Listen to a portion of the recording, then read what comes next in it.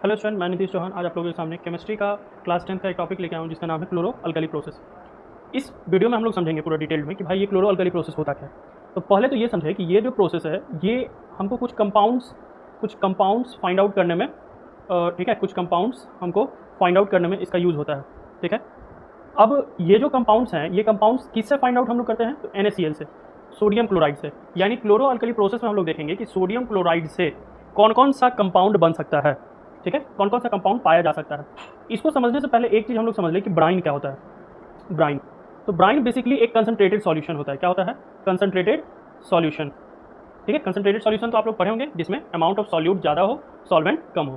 Concentrated solution है किसका? Salt and water का। ठीक है, यानी NaCl प्लस H2O का जो कंसनट्रेटेड सॉल्यूशन होता है इसी को हम लोग क्या कहते हैं? ब्राइन कहते हैं।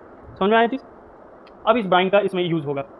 अब क्लोरो अल्कली प्रोसेस क्या कहता है कि हम लोग क्या किए कि एक बीकर में दो रॉड लिए। ठीक है, ये है कैथोड,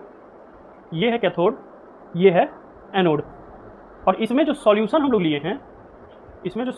लिए हैं ये एक्चुअली में एक ब्राइन है। ठीक है, ब्राइन मतलब वही NaCl प्लस H2O।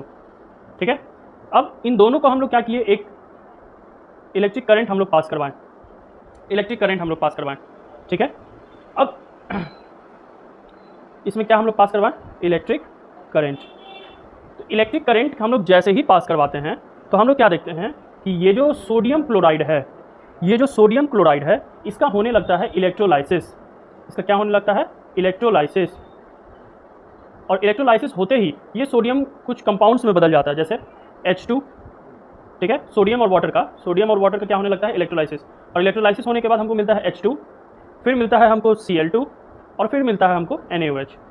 ठीक है, यानी हम क्या देखें कि NaCl प्लस H2O जिसको हम लोग कहते हैं ब्राइन, इसको जब हम लोग क्या करवाएं? इलेक्ट्रोलाइसिस करवाएं। क्या करवाएं? इलेक्ट्रोलाइसिस करवाने पे हमको क्या मिला? Cl2, H2 फिर NaOH। ठीक है, जिसमें ये जो Cl2 है ये किस पे चला जाता है? एनोड पे। ये किस पे चला जाता है? एनोड, जो कि पॉजिटिव रहता है। ये जो H2 है ये आ जाता है कैथोड पे। किस पे आ जाता है? कैथोड पे, जो निगेटिव होता है। ठीक है, और ये जो NaOH है ये नियर कैथोड जमा होने लगता है, एकदम कैथोड के जस्ट बगल में। तो यही है हमारा क्लोरो अल्कली प्रोसेस। ठीक है, अब इसको हम लोग क्लोरो अल्कली प्रोसेस क्यों कहे हैं? कोई बताएगा? ठीक है, क्लोरो अल्कली प्रोसेस इसीलिए कहे हैं, पहला रीज़न तो ये है कि इस रिएक्शन में हमको क्या मिला है? क्लोरीन मिला है। ठीक है, और NaOH मिला है। और ये NaOH किस फॉर्म में है? तो अल्कली फॉर्म में है, अल्कली। और